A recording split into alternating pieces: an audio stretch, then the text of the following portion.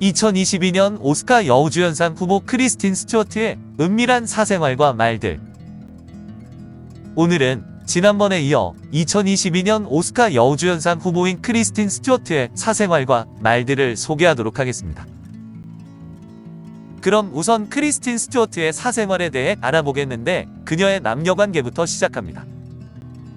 크리스틴 스튜어트의 성에 대해서는 과거에 추측이 난무한 바 있는데, 그녀는 2017년 2월 세터데이 나이트 라이브 방송에서 양성애자라고 공개했습니다.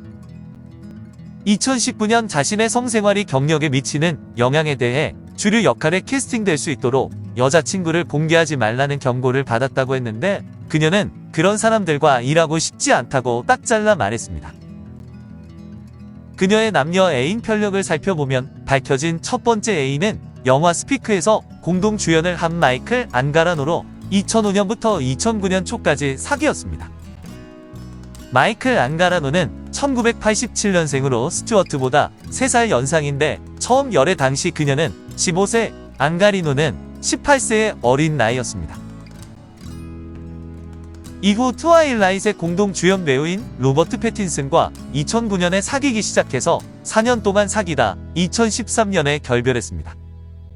로버트 패틴슨은 영화 해리포터의 세드릭 디고리로의 이름을 알린 배우인데, 차세대 주 드로라고 일컬어지기도 했습니다. 스튜어트와는 롭스틴이라고 불리며 많은 주목과 인기를 끌었던 커플이었지만, 불륜 사건으로 바람을 피운 스튜어트를 받아줘서 호구킹, 페오구라는 별명까지 얻게 됩니다. 그러나 이들의 연애는 트와일라잇 시리즈가 계속 촬영 중이라서 보여주기가 아니냐는 추측도 많았는데, 결국 2013년 5월에 피플지를 통해 결별했다는 소식이 전해졌습니다. 패틴슨과 사귀던 중 스튜어트는 2012년 7월 백설공주와 펀츠맨의 감독 루퍼트 샌더스와 불륜 사진이 폭로되었는데, 당시 샌더스는 유부남이었습니다. 루퍼트 샌더스 감독은 사진들이 공개되자 불륜을 인정하고 반성했다고 합니다. 내가 가족들에게 준 고통 때문에 몹시 혼란스럽습니다. 우리 가족이 이번 일을 함께 극복할 수 있도록 기도하고 있습니다. 또한 크리스틴 스튜어트도 공개적으로 미안함을 밝혔다고 합니다. 나에게 소중한 사람들에게 상처를 준 것에 대해 깊이 반성하고 있습니다. 정말 죄송합니다. 순간적인 실수로 내 인생에서 가장 소중한 것을 잃을 수도 있다는 것을 깨달았습니다. 2013년에서 2014년에는 레인 게리슨과 사귀게 되는데, 레인 게리슨은 프리즌 브레이크로 이름을 알린 배우입니다. 그는 크리스틴과 영화 캠프 엑스레이에서 공연을 한 바 있는데, 그는 크리스틴의 매력으로 외모와 연기력 외 요리 실력과 골프 실력이라고 밝힌 바 있습니다. 2013년 중반부터 2016년 가을까지 스튜어트는 시각효과 프로듀서인 알리시아 카즐과 연인이 됩니다. 이때부터 동성연애를 시작한 것으로, 그녀는 스튜어트보다 1살 연하인데 그녀와 헤어지고 만나기를 반복하게 됩니다. 이후 스튜어트는 계속 동성 여자와 연애를 하는데, 2016년에 프랑스 가수인 소코와 연애를 합니다. 소코는 1986년생으로 본명은 스테파니 스콜린스키인데, 바이섹슈얼 뮤지션이자 배우인데 스튜어트처럼 양성애자입니다. 2016년 US 위클리는 스튜어트와 소코가 몇 달간의 열애 끝에 결별했다고 확인했는데, 그녀는 2018년 아들을 낳았습니다. 2016년에는 세인트 빈센트라는 여자와 짧게 만나는데, 그녀도 뮤지션으로 미국 출신입니다. 세인트 빈센트는 여자 데이빗 보이라고 불리는데, 뉴욕 필름 페스티벌 어떤 여자들 특별 시사회에 스튜어트와 함께 나타나 공개적으로 데이트를 즐겼다고 합니다. 2016년에 열애설이 퍼졌는데, 상대는 영화 엑스맨에서 푸른 짐승을 연기한 니콜라스 홀트입니다. 니콜라스 홀트와는 영화 이퀄스에서 농도 깊은 러브신을 촬영한 바 있는데, 열애설만 나돌았습니다. 2016년 말부터 2018년 말까지 뉴질랜드 모델 스텔라 맥스웰과 열애에 빠졌는데, 2018년에 결별했다는 소문이 퍼졌습니다. 맥스웰은 빅토리아 시크릿 엔젤로 잘 알려져 있는데, 2019년 6월 둘이 저녁 식사하는 모습이 포착되어 재결합을 확인시켰습니다. 2018년 12월에 블로거이자 스타일리스트인 사라 딘킨과 크리스틴 스튜어트가 함께 있는 모습이 자주 포착되면서 둘이 연애를 한다는 열애설이 돌았습니다. 사라 딘킨은 스타일리스트이자 아티스틱 트렌드 세터인데 클로이 베넷, 제시카 스자르, 사라 라퍼티, 니코 토터렐라 등 다수의 셀럽들의 스타일리스트로 활동하고 있었습니다. 2019년 8월에 뉴욕에서 크리스틴 스튜어트와 시나리오 작가인 딜런 메이어가 키스를 하는 모습이 포착되었는데 스튜어트는 2021년 11월 그녀와 약혼했다고 밝혔습니다. 스튜어트가 영화 스펜서를 홍보하기 위하여 시리우스 XM이라는 라디오 채널의 하워드 스턴 쇼에 출연해서 밝힌 것입니다. 지금까지 우선 그녀의 연애 생활에 대해 알아보았는데 그럼 기타 사생활에 대해 알아보도록 하겠습니다. 그녀가 가장 좋아하는 노래는 조앤 제트의 사랑은 고통인데 영화 러너웨이즈에서 제트를 연기한 바 있습니다. 베어, 버니, 콜이라는 세 마리 개를 기르고 있고 맥스 젤라라는 이름의 고양이도 기르고 있습니다. 지구상에서 가장 좋아하는 장소 중 하나로 호주 퀸즐랜드 리조트 타운인 누사헤드를 꼽고 있습니다.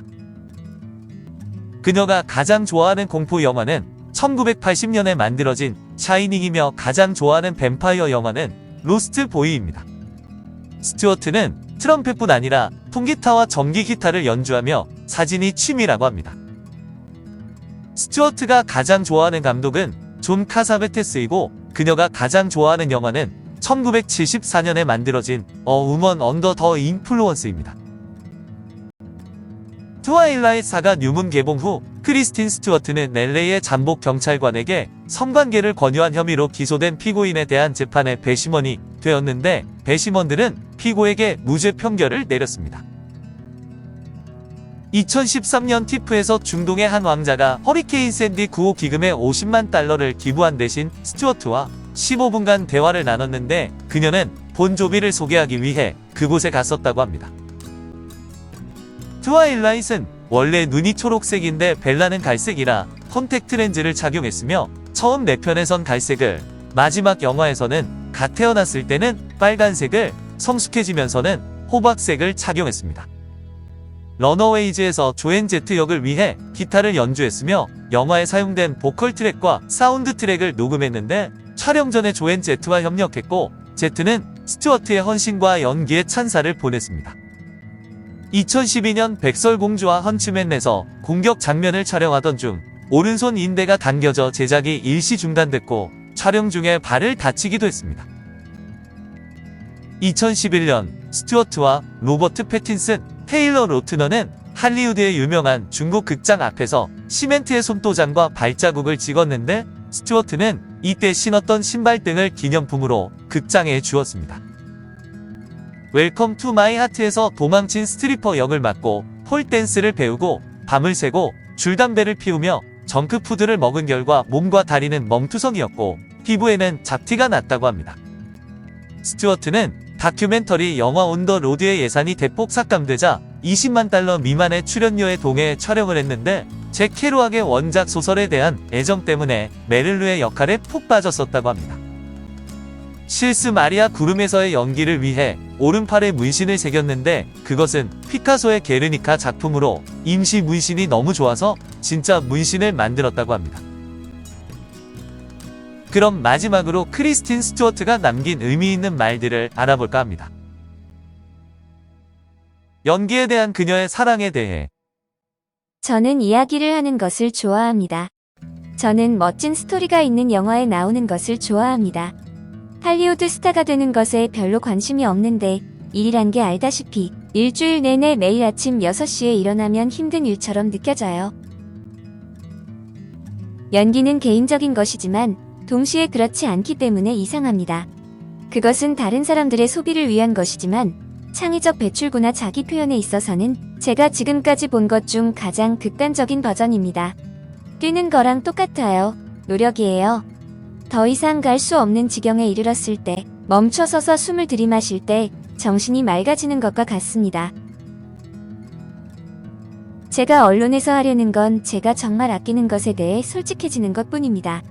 저는 항상 섹시해 보이는 것을 싫어해 왔지만 이제는 포기했습니다. 연기 경력을 쌓는 데 있어서 아하 순간을 갖는 것에 대해서 아하하는 순간들이 계속 있어요. 이정표 같은 순간들이 나를 때리는데 제 첫 번째 아하 순간은 2004년 스피크라는 영화를 찍었을 때였던 것 같아요. 저는 그저 그 속에서 제 자신을 잃고 말았습니다. 그래서 결국엔 제가 다른 사람이 된 것처럼 느꼈습니다. 정말 큰 순간이었어요. 작가로서의 기량을 키우고 싶은지에 대해서 글쓰기는 기술이라서 자신을 훈련시켜야 되는데 그것은 지옥처럼 위협적입니다. 저는 사진을 많이 찍어서 글쓰기에 도움이 되는데 그림도 글쓰기에 도움이 됩니다.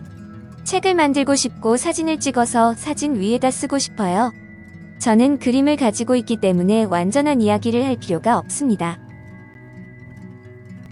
뉴문의 벨라 스완에 대해 그녀는 인생에서 어떤 것이든 할 수 있다는 의욕을 잃어버립니다. 그녀는 사랑하는 남자를 잃었고 인생의 계획도 잃었어요. 그리고 그녀는 너무 어려서 그런 결정을 강요당해야만 했어요. 자신이 겪은 최악의 이별을 미화하고 갑자기 모든 것에 의문을 품게 됩니다. 갑자기 아무것도 모르고 얼어붙은 차가운 바다 한가운데에 떨어집니다. 이상하게도 우리는 그녀를 거기서 끌어낼 만큼 충분히 따뜻하고 밝은 캐릭터를 갖고 있고 그것은 정말 가슴이 찢어지는 것입니다. 왜냐하면 제이콥이 그녀에게 완벽하듯이 그녀는 에드워드에 대한 이상적인 궁극에 불타는 사랑을 고수하고 있기 때문입니다. 비록 그것이 편하지는 않지만 현실적이지도 않고 좋은 아이디어도 아닙니다. 저는 세상에 대해 뭔가 배우고 싶어서 아프리카의 보츠와나에 갔었습니다. 저는 출국할 때마다 무지한 기분이 드는데 아는 게 별로 없어서 정말 알고 싶어요. 만약 당신이 지식을 원한다면 여행은 좋은 시작 방법이라고 생각합니다. 예를 들어 당신이 어떤 나라에 대해 모르는 것이 있다면 가서 확인해 보세요. 그게 트와일라이트 이후 그녀의 삶이 어떻게 변했는지에 대해 제 삶은 변하지 않았습니다. 제가 처한 대부분의 상황은 1년 전과 다르지만 제 자신은 변하지 않았습니다. 하지만 평범한 18세 소녀라면 1년 안에 바뀔 것이고 그것이 일을 훨씬 더 쉽게 만듭니다. 당신의 마음과 영혼에 실제로 영향을 미치는 무언가를 갖는 것이 얼마나 좋은지 말로 표현할 수 없습니다.